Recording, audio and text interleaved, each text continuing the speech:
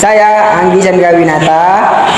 Hai Sobat Sejarah, senang banget bisa berbagi cerita sama kalian. Kali ini kami akan bahas masa transaksi, yaitu transaksi kepemerintahan Hindia Belanda setelah VOC bubar, serta keterlibatan Prancis lewat tokoh Herman Willem Daendels. Oke, kita mulai dari latar belakangnya dulu ya. Sobat sejarah, pada akhir ke-18, tepatnya tahun 1799, VOC resmi dibubarkan karena korupsi, uang utang yang menumpuk, dan biaya perang yang sangat besar. Betul banget.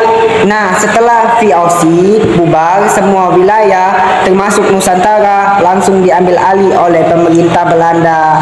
Tapi waktu itu Belanda sendiri lagi dijajah Prancis. Jadi otomatis Nusantara pun ikut berada di bawah pengaruh Prancis. Pada tahun 1795, Belanda berubah menjadi Republik Bataaf karena invasi Prancis.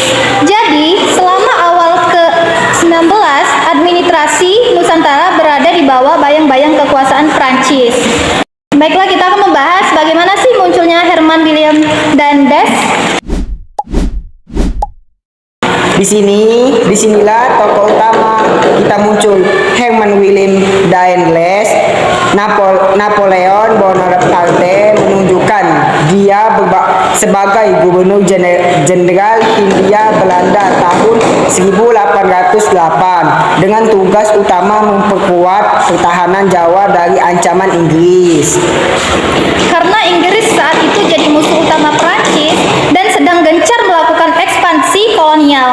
Jadi Daendels datang bukan hanya sebagai pejabat Belanda, tapi juga sebagai wakil kepentingan Prancis di Nusantara. Bagaimana sih kebijakan Daendels? Selama pemimpin dari 1808 sampai 1811, Daendels banyak melakukan kebijakan. Yang paling terkenal tentu membangun jalan raya pos dari Aceh sampai Panarukan sepanjang 1000 km lebih. Kira-kira tujuannya apa ya? Tujuannya untuk memudahkan mobilitasi pasukan, tapi pembangunan jalan ini dilakukan dengan kerja paksa rakyat, atau yang kita kenal dengan istilah rodi. Akibatnya banyak rakyat yang menderita. Selain itu, Daendels juga merenovasi militer, membangun benteng, pelabuhan, dan memperbaiki administrasi kolonial. Namun, semua itu tetap tidak bisa menutupi penderitaan besar rakyat akibat kerja paksa dan pajak yang tinggi. Bagaimana sih akhir pemerintahan Daendels? Walaupun Daendels banyak melakukan pembangunan, pada akhirnya itu tidak cukup untuk menahan Inggris. Tahun 1811, Inggris menyerang Jawa dan berhasil mengalahkan Belanda Perancis.